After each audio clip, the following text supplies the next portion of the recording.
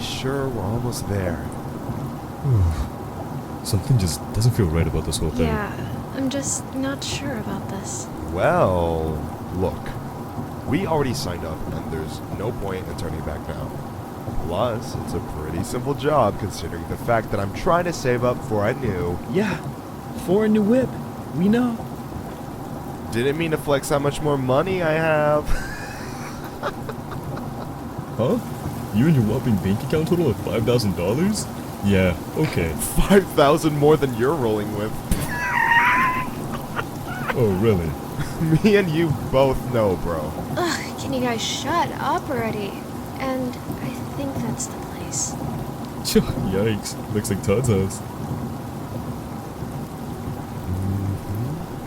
This place really did go downhill. Huh. Yep, guess so.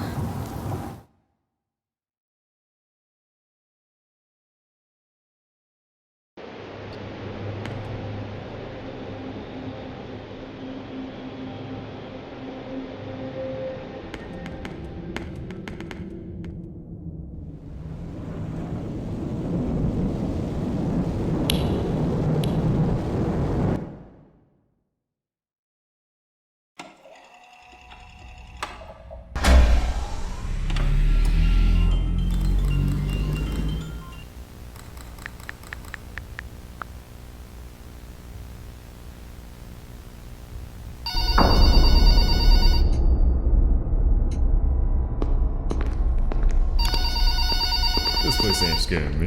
Come on, man. Hello! Welcome to your first night. I'd like to congratulate you on the behalf of Tony's Tacos on earning your position here as security personnel. We know it's a big deal, so don't worry. We'll make sure you're equipped with the right tools necessary to complete this job. So with that being said, let's get you appointed. First of all, in your office there are two important things to know. Number one, your computer, or otherwise known as your security camera. Tapping into your computer will allow you to access your security cameras, which were placed strategically throughout the facility. I do want to tell you though that these security cameras do not cover every inch. I mean, there are plenty of blind spots. Two important blind spots actually lie right outside your doors. This means that you won't be able to see outside of your doors if they are closed. Now, this brings us to our next important piece of...